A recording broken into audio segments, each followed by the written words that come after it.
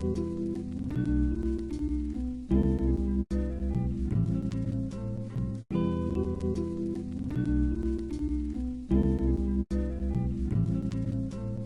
up, everybody? I'm Anisa, Brenee, and I have the opportunity to sit down and talk about this new collection, Oberon Asscher, with the one and only. What up, Husani? What up? How you doing? I'm good. Man, you good? I'm good. Yeah, let me get you going too, man. Having this conversation with. Of course.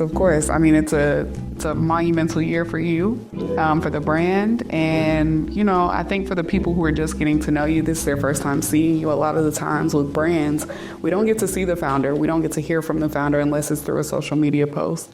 So it's really cool that we get to actually hear what you have to say, explain the collection and just the journey over the last 10 years. So without doing too much, I want to just go ahead and jump in because the family collection is just released.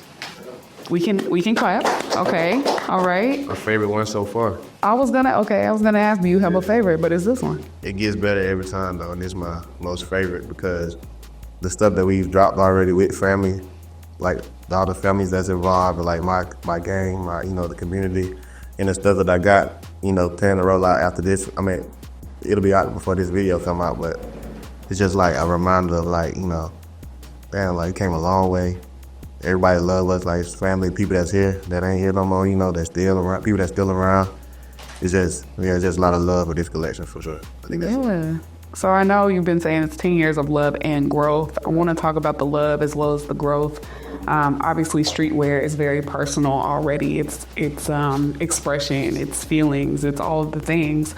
But this collection to me seems a lot more personal than any collection that you've ever had in the past. So how has your personal family upbringing or, going through college, your chosen family, how did that influence this particular collection?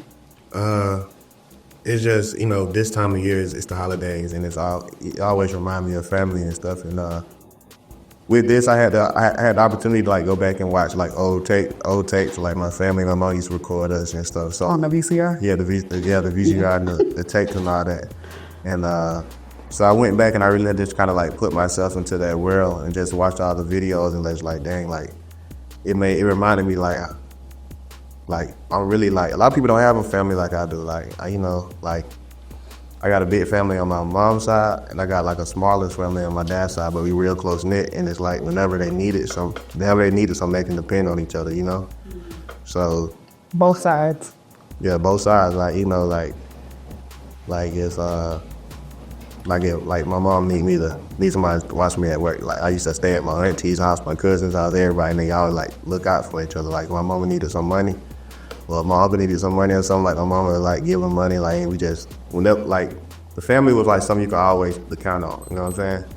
And then to go into college, I had a group of friends. That whenever we needed something, we can depend on each other. They helped me put the brand out. They're promoted on campus. It took over, and then I'm in my friend too, so they look out for me and all that, so. Yeah. So I'm a part of what I like to call our fellow outskirt schools. I was at West Georgia, you was at Valdosta. Right. One, I think a lot of people don't realize how much these outskirt schools have done and what we've been able to produce. So talk a little bit about your time back at Valdosta and what it was like building this brand on a campus that was so far away from where your storefront location is now. Right. And how you were able to go from the boonies, respectfully, to the heart of Atlanta. Valdosta, I would say a lot of the people I was around, 50% of the people were from Atlanta or the metro Atlanta area. So that makes it easy, easy transition. And everybody that graduated from Valdosta moved to Atlanta. A lot of people. I wouldn't say all of them, but a lot of people. But being in the boonies, it kind of separated us. I feel like people that go to Morehouse and Georgia State, they just around all this other stuff going on. But down in Valdosta, we was all together. We was the city, you know what I'm saying? So it was just being from a small town, I guess, and it's just everybody, what's going on. And when I look back on it, we were a family, that whole generation. I feel when we was down there, we was a family and we did so much stuff. It was ups and downs any other family, but a lot of magic happened down there while we was down there, and we just You don't know the magic until you go back and look at it, you know. You know, I say it all the time when I think about being out west. We had to figure it out. There wasn't a whole lot out there. We had one print shop. Somebody at West Georgia? Yes, we had one print shop. So whether it was you printing out pamphlets or you were printing on merch or whatever, everybody was going to the same place. You're right. And so, yeah, we weren't that far from the city, but it gave us an opportunity to really lean into what the city had to offer. Right. And to your point about, you know, just relying on each other, you were forced to do that down there. We were forced to. We had fun doing it, though. It was, I mean, looking back, it's like, if I could do it again, I would totally do it again. Yeah, you know, like we thought everybody was doing what we was doing there, but also, but it really wasn't like that. No, I heard you say before that you evolved from just getting blanks and printing on them, and now we're here at this collection. When you think about that time and how simple life was, and even just printing on your blanks at the time, what do you say to younger Husani? I would tell them to lock in faster, though. That's the number one thing. Lock in faster and like know this is you. You know, because sometimes at the time it was like we were doing it, and I fell in love with it. But at a certain time, I have to come and like, oh, this is what you're doing, and you need to go all out on it. Everything you do and go above and beyond. You know, because I feel like I was good at a lot of things, and like just, you know, I was good at a lot of things, and my family is the reason why we're here because they was the one that was, you know, buying it, wearing it, promoting it, and you know, I wasn't really giving my all, I don't think. So now when I got the family and the community behind me and me giving my all, I think the sky's the limit. You know what I mean? Because sometimes like I should have stayed up later and finished something when I go to sleep. But now like I put the extra time in and go above and beyond and think, you know. And yeah, and I feel like everything else I already did. So I want to tell myself nothing else, but Just lock in. yeah, lock in more, continue to learn. Yeah. You said something really good earlier around, you know, your family on your mom and your dad's side being able to rely on each other and you all supporting one another. A lot of people don't have that, let alone chosen family friends who ride the wave with you or support you along the way. So when you think about all of the people that have stayed with you, stayed down, even like the last video that you released with all of those people who have been here from the beginning, how have you been able to maintain those relationships while building a business that is now 10 years old? I mean, sometimes you might go a while without talking to somebody. You know, some people I ain't talked to in a while, but I'll say about 2020, I got like a core group. If I go back and look at all the pictures, I start looking at all these pictures, I start seeing like, damn, we don't have a lot of people really on the Oberon team. But like around 2020 was the first time that we really had like a core group and they stayed around. And the most of us are like frat brothers. I'm a Kappa from Lambda Phi, and I feel like we got the best. We got the best chapter in America, like the most close knit from like 2013 to like 2018. You're talking heavy. We were real close knit. We depend on it. Like we was really lit though. You know what I'm saying? Like I ain't even trying to throw shade. There's gonna be a couple bros like talk a little shit, but like it's short like we love each other and like I used to like sell like so I order the shirts and I sell it to them for like the regular price or something. I mean for the price to get it, and they used to rock my shit. They used to wear it and they were just cool, you know. So I think without them. You know, in times when like I don't feel like doing it, you know, they'll come through or do something, you know, and it's so like you can't do that without help, you know. Yeah. So that's why I say I just gotta give my all. For sure. Yeah.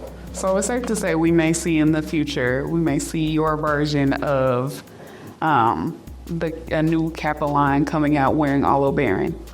I mean, I just see Jerry Lorenzo do that with Fear Guys. What I'm saying is, go. I might, like one day I might do that. We can see that for sure. All right, so I kind of want to transition just a little bit. We're talking about 10 years here, and before we started recording, you asked me a question about how long I've been doing this and what made me want to get into it. Well, we're twins because this is my 10 years as well. Right. And so I think about what I was doing in college and the day that the light bulb turned on. Do you remember the day the light bulb turned on? No, I don't. Not from college though. I don't remember the light. I feel like the light bulb really turned on like in the last couple of years.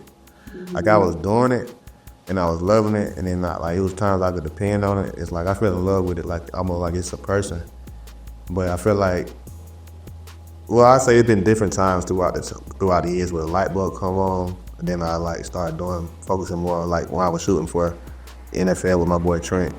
Like I was kind of focused on that. That was my job, you know. But I know when I was working at Cam Kurt Studios, the light was on. Like I was getting all the rappers in that shit. You know, I was hustling. Like, but I was doing photography and that. But like this year is like, I don't know. I don't know. I feel like the light just keep getting bigger and bigger. I don't know. I can't say exactly, but it's like it'd be a lot of times where I be like, damn. And there be times where I feel like I lose hope. You know what I'm saying? And then there be times like, okay, this shit. You know, so it's hard to say. I can't remember the like exact time. That's why I asked you that. Yeah. Like when did you realize like, damn, this is really me? Well, it's funny. I always tell people the moment for me was I was on Instagram one day trying to win some bundles. And it sounds crazy, but at the time, that's what everybody wanted, was to be on a social media campaign.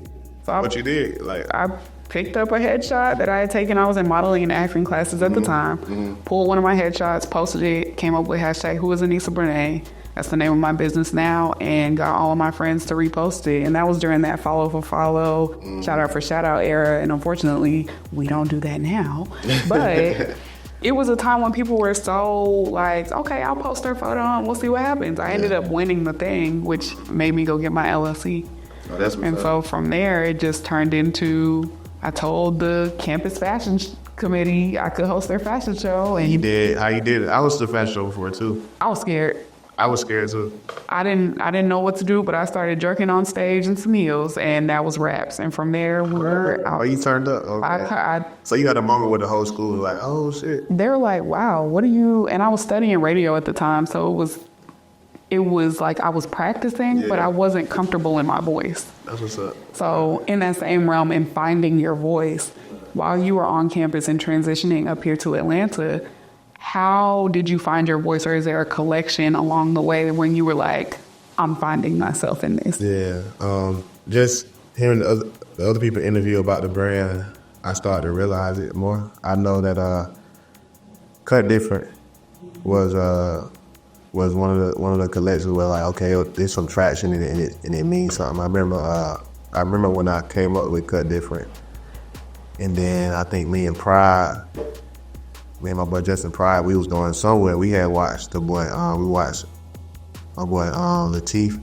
Yeah. He's celebrating 10 years too, I think. But we watched him talk, and then we left, and I was like, bro, I think I want to drop something called Cut Different, because in the Asscher Diamond is different from the rest. And he was like, cause I always feel like he good at like picking names and stuff. So he was like, you can run with it. And I made it that night. I stayed up, made the new designs and all that night, and then we dropped them, and then everybody could get them from so many colors. I think that kind of really defined the brand at the time. Listen, there was something that I heard you say before, that this is my living, this is my ministry, this is my community. Yeah. We just cut different. Yeah. Put that on a shirt. Because I think when people hear ministry, they automatically associate that with the church. And for some people, this is their church. Yeah. Creativity is their church. It's their ministry, like you said. So just going back to what fuels you, I heard you say a second ago that some days you just don't feel like it. So I want to get into the moments that we typically don't post about. You know, we don't always celebrate the L's that we take or the lessons that we learn along the way. So tell me about a time when you were just like, I don't know, we might need to push pause on this. And maybe there was something somebody said to you along the way that was like, nah, bro, you got to keep going. It happens all the time, I think, you know. Like right now, this year, I've been feeling the best I have about it. Then like, I'll have long talks with like different people. Like, I'll talk with Antonio right here behind the camera about some stuff, and I'll be talking, and he see the vision. Then sometimes I think I was at your house, Casey, and I was just like, bro, I was stressed out. Having a moment, you know. But then I always go to God and I ask him to open my eyes to things. So at the beginning of this year, I asked him to open my eyes to a lot of things, and like just staying prayed up and being close to him. It keeps me, you know what I'm saying? It keeps me there. So I was like, a lot of people got brands, but they don't have purpose. And so I had to find myself and find out what I'm good at and what I stand on this year. So each collection has a purpose, you know what I'm saying? So I think just having that purpose, it's gonna keep you driving, because if you're doing it just to make some fire shit, you'll eventually get tired of it. But you find your purpose behind it, and then you know your purpose, it's gonna fuel you every day, because like you gotta wake up and do this shit, because a lot of people love this, a lot of people love Oberon. I didn't even know. Like a lot of people feel like a lot of people contributed to this, so they feel a part of it, and I feel like I'm like the one that's keeping the light burning. So it's just the purpose that's what really keep you focused, though. You know what I'm saying? Like gotta come to me. Like I think before I had moved to the West Coast, like I was like stressed out about it, and then I started talking to God every day. I like started paying tithes and stuff, and then when I started doing that, like God just kept sending me signs and like different people telling me about. Look at you, amen. Ain't it? I'm telling you. Different people was telling me like this. I'm like, when you ask God to open your eyes and stuff, like he'll show you. He'll show you what you need. He'll tell you what you need, and you just gotta keep your ears open and make sure it's Him talking to you. And I have so many questions, and I have so many different ways I can take this. But I think I'm gonna start here. Have you ever said a scary prayer? And were you ready for the answer? Yeah. Okay. I mean, I probably wasn't ready at the time, but it ended up happening. Yeah. Like where you didn't feel like you were ready, but God already put on you that this is going to be. Yeah. So like the scary prayer, so like at the beginning of the year, I had my homegirl Brenee, she gave me a whole bunch of scriptures to read and do like this thing called SOAP, scripture observation, application and prayer. And so one of them I think was like in Matthew, when it teaches you how to pray, because a lot of people pray for money and all that, but it ain't about money. It's about doing your journey, and like doing your purpose, like God's purpose, not what you want. Right. A lot of people want money just to go to the strip club and fuck it. They want it for the price. You know what I'm saying? Why would God give you that? You know what I'm saying? So it's like, so I submit myself to God and whatever His will is. So I was like, all right, I think a lot of scary prayer that a lot of people pray is like, all right, I want these people in my life, or I want this person in my life. But if that ain't for you, they not with it. You know what I'm saying? It's not part of the journey. I mean, it is what it is, you know what I'm saying? And you just about trusting God, because sometimes you don't want no people to leave, but it's like you gotta trust God and build a journey. You know what I'm saying? Because you don't want people to be like, a lot of people will feel salty about certain things. They don't want to see you up. Yeah. Everybody doesn't want to see you up. I don't want to just put it out there generally and just say that it's the whole world don't want to see it. No, because there are genuinely some people that do. And why I think this is so divine right now is because I literally was reading my Bible this morning. I was in Matthew, but I was in Matthew 14, and it was the story of Peter walking on water and him saying to God, if it's you, him saying to Jesus, if it's you, show that it's you. And He said, come. So I think, too, in this moment, my pastor is also helping me through this, is just staying in the boat. So walk on the water, but stay in the storm a little bit longer, because once you get through it, then you're going to see the harvest. You know what I'm saying? So I think that there are so many moments, even similarities between the two of us, because I said my scary prayer this year, and it was, God, expand my reach. And I kid you not, the moment I was actively in my word, journaling, talking to my community about what I was hearing, my reach on social it flipped within like 2 weeks. And I had never seen numbers like that ever. So I say that to say you're tapped in and you're on the right path. Yeah. So getting back into the collection and just your light bulb being warm, I often look at light switches sometimes, and I look for the dim. That's funny you brought up lights, though. You know why? Why? I just thought about it. So that was like the prayer that I prayed, one of the prayers. It wasn't a scary prayer, though, but it was a prayer. And I prayed it. So I prayed it. I said, Lord, continue to let my light shine and burn within me and like show your light. You know what I'm saying? I prayed that. I tweeted it, actually. But it's a tweet. I'm talking to God, though. And so a guy came to my store. And I haven't been watching church or none of that. A guy came to my store, and he was a preacher. He knew me, but I didn't really know him. But we cool now. He was a preacher. He told me he didn't look like no preacher though, but he was, and he told me to come to the I had just did like the Daniel fast and all that. He told me to come to church that night, and I was like, man, I don't feel like driving out here though, but I'm gonna do it though, cause I had called my homie at Jazz. I was like, think I should go? She was like, yeah, just go do it. And so I went, and then it was for the youth, but it was some real good words. It was like a revival. And all three pastors, the theme of the thing was keep the body light. They all preach about light. I just tweeted it, and then so something else had happened. I can't remember about the light, but then that same Sunday, I watched my sermon my people back in Albany. I watched Brother Mount Zion, and she preached about light too. So that's really been my prayer all year. That's like, Lord, keep the light in me to shine, and let it be your light, not for me, but just for like, just to help people and whatnot. And a lot of stuff like that was like a lot of, I say marvelous things was happening.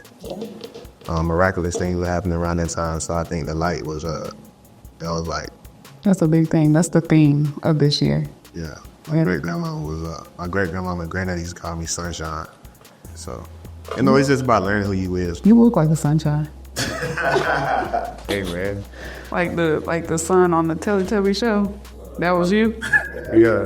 What you was? You was a brown Teletubby. I just want to say they didn't have brown ones. We didn't have brown. On UPN, the UPN Teletubby, for sure. Please. Okay. Well, I think we are very similar in a lot of areas, and just to that whole, like, some days we don't feel like it, the light dimming, or, just keep it warm. One thing I love about dimmable lights is even though the switch is on, you can dim the light all the way down and it doesn't go completely dark. And so in these moments of just, not feeling like it, waking up and just being like, man, today I got to do this again because this is my living, this is my ministry, this is all of my things. Right. The light is on. And collections like this are when that finger's on that switch and we going like this, it's just getting brighter and brighter, which means it's going to continue reaching the corners of the world that you may not have even seen yet. Right. So just because you haven't met that family yet, somebody is online right now, hitting payout, checkout cart thing right now, and they just became a part of the Oberon family. So this is huge. I want to talk elevation. We could go all night. I have so many things I want to hit on with you, but elevating the collection, being a student of the game, how are you staying true to the brand while also wanting to go down a luxury route? I feel like a lot of times people will look at us and say, oh, you act in Hollywood or you're acting brand new. Just because I'm going luxury doesn't necessarily mean that. So how are you staying true to... What you mean when you say luxury? So we're stepping into quality, luxury. Right. The look, the feel is different from what people have been used to over the years. So, I think a collection I'm thinking about making is going to be called... I got that from a guy. Well, Pusha T said hustle sheet. You can't post that. Huh? You can't include that. Well, I didn't get from a guy. Yeah, but you can't tell them that. Oh, well, shit. It's okay. You need to edit that. Oh, yeah, it's coming out. Okay, don't say it. No, doing it. So you have an idea for another collection? I got an idea for another collection. Okay. You feel me? But it's basically the whole year. So like this, each collection, we be getting better with it. Yes. I wouldn't say we stepping into luxury, I guess, but it's like the brand is 10 years old. When we looking back at them old pictures, we was all kids in college, like 18, 19. So the people that's wearing the clothes, they grown too. They not doing the same thing they was doing. So it's like, and I'm not doing the same thing. I want to be able to go to different nice things and have different options with what I wear. And, I think this year, like, my church has gotten better. Like, dressing has gotten better. Everything has just gotten better, just being around more people that actually study fashion. A lot of people are like you study what you do. So that's why I'm like, the light switch got to come on. I got to study this fashion shit. Like, I want to be like for brand, you know what I'm saying? I got a brand coach right now that have me reading, doing homework all the time. So I do homework. I like figure out who I am right now, and I try to relate myself to different people. Like right now I'm reading a Barry Gordy book. Like, a lot of people been saying that I know how to create a community and get people to like, you know, be great at what they do, and then make a whole conglomerate. I know that's conglomerate. Like he did at Motown, you feel? So I feel like I've been reading that. I've been reading books like Barry Gordy to see how he turned up Motown, and I've been saying that like I got similarities with him. I'm like, okay, damn, like the music I can do it with the clothes, you know, because I mean, I don't some stuff with clothes I just can't do, like with the tech packs and drawing them out and everything like that. That's something like I would learn, but it's not something that I would like just want to do all the time. Because I feel like everything I've done with the brand, I know how to do at least a little bit of. So if it fall, but like just getting more people to do different things that's good at what they do, you know, and then having other people to buy into your dream, that's a blessing, you know what I'm saying? So that's why I feel like I wanted to keep my light going, you know. You really am. Yeah. You said I'm here? Yeah. Oh yeah, I'm here. Keep that. Keep that. Okay, so I know the people are probably watching thinking, okay, this is good. We done talked about the beginning. We been brought God into it because God is always in it. But I want to talk about the pieces. I also want to talk about the storefront being on what is considered one of the most historic streets in the city of Atlanta. Yes, we have all of this greatness behind us, but also to have this collection, and a lot of Black historic families went to church on this street or grew up on this street. Is there any particular piece that you're most excited about within the collection now? The piece I'm most excited about is the dinner tea. It shows the family at dinner. They eat fish.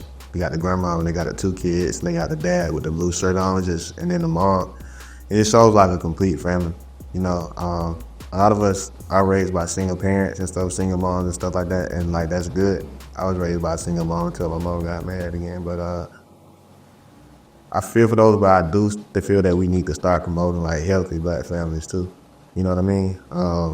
Where the man is in the picture, and the blue collar just shows that he's working hard to like provide for his family, because the people in the photo, they look good. Like the dude got a bottle, the son got a bottle of champagne. The daughter looked like she got what she went having too. They show that he working hard to like put, you know, to raise his kids and like provide for his family.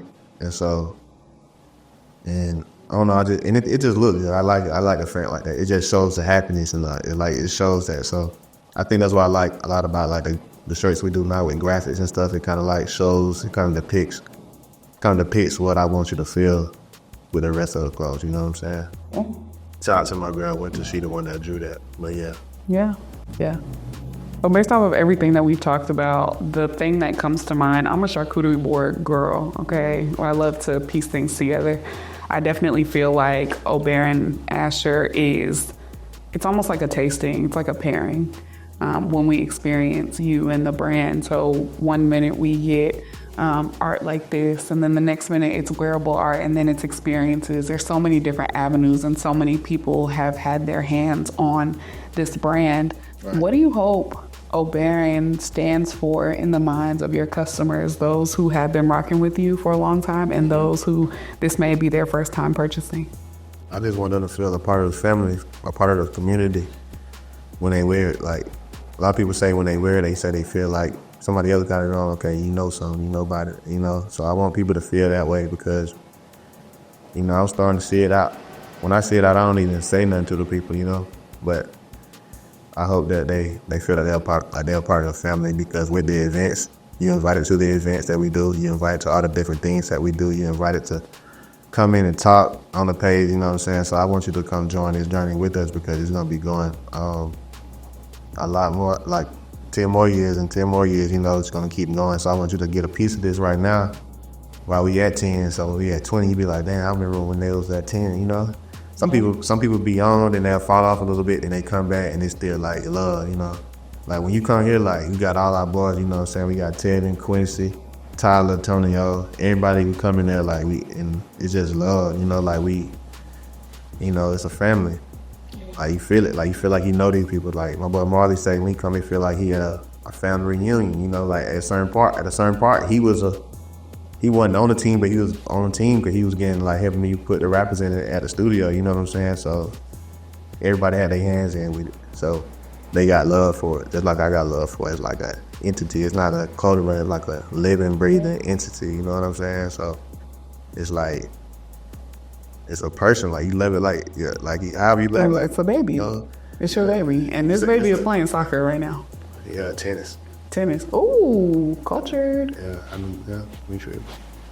There we go. Okay. You kind of answered this, but just to get a very specific answer, how do you envision the next 10 years?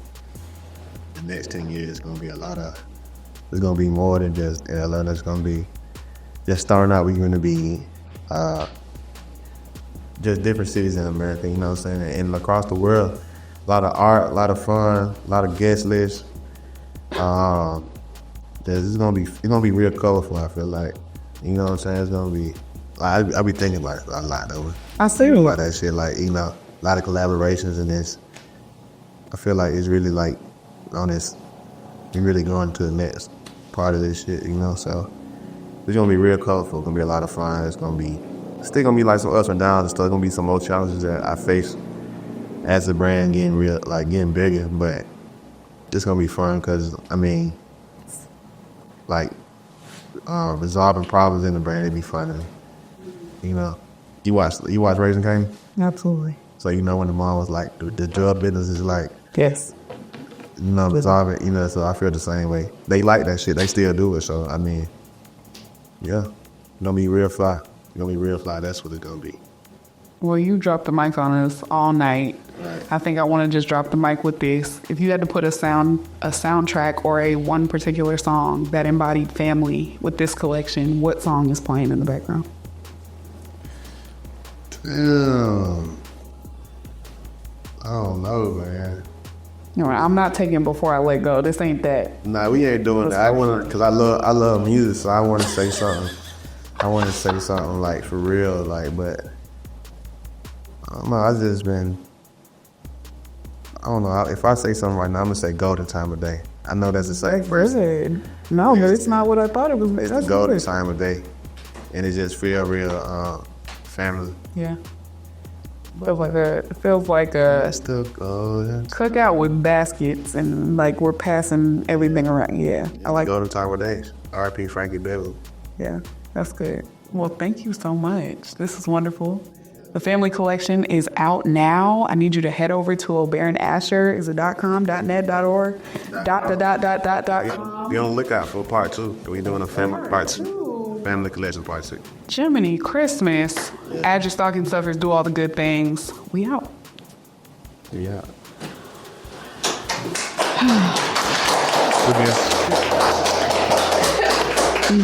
That was good. That's funny how you say you had your people post it. Yeah. I had all my line brothers before we was on. I had all them posted on my shit.